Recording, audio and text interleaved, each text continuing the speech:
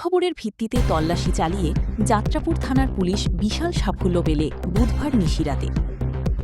ঘটনা প্রসঙ্গে যাত্রাপুর থানার ওসি পার্থনাথ ভৌমিক জানান যে ১৭ জুন গভীর রাতে তাদের কাছে একটি খবর আসে থানা এলাকার গ্রাম পঞ্চায়েত বাঁশপুকুরের মহরমআলীপাড়ার আক্তার হোসেনের বাড়িতে অবৈধভাবে নেশাজাতীয় দ্রব্যসহ একটি আগ্নেয়াস্ত্র মজুদ রয়েছে।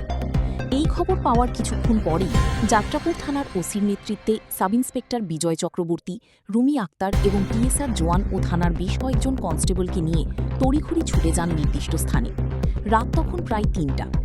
আক্তার হোসেনের বাড়িতে তল্লাশি চালিয়ে তার ঘরেই প্লাস্টিকের ড্রাম ভর্তি ২০ কেজি ৫০০ গ্রাম শুকনো গাঁজা ও ২০টি এসকফ সিরাপ এবং একটি দেশি বন্দুক বাড়ির মালিকের বসতঘর থেকে উদ্ধার করা হয়। উদ্ধারকৃত নেশাদ্রব্য এবং দেশি বন্দুকটিকে পুলিশ বাজেয়াপ্ত করে বাড়ির মালিক আক্তার হোসেনকে সহ থানায় নিয়ে আসে শেষরাত্রে। আক্তার হোসেনের বয়স ২৪ বছর। পুলিশের এই জাতীয় ঘটনাকে কেন্দ্র করে জনগণের যথেষ্ট চাঞ্চল্য বিরাজ করছে।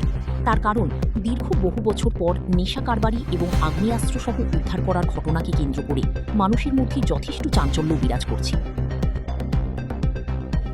শুনতে পেয়েছি কিছু এনডিপিএস আইটেম সাথে একটা দেশি বন্দুক উদ্ধার হয়েছে আপনার থানা এলাকায়, বিষয়টা কি?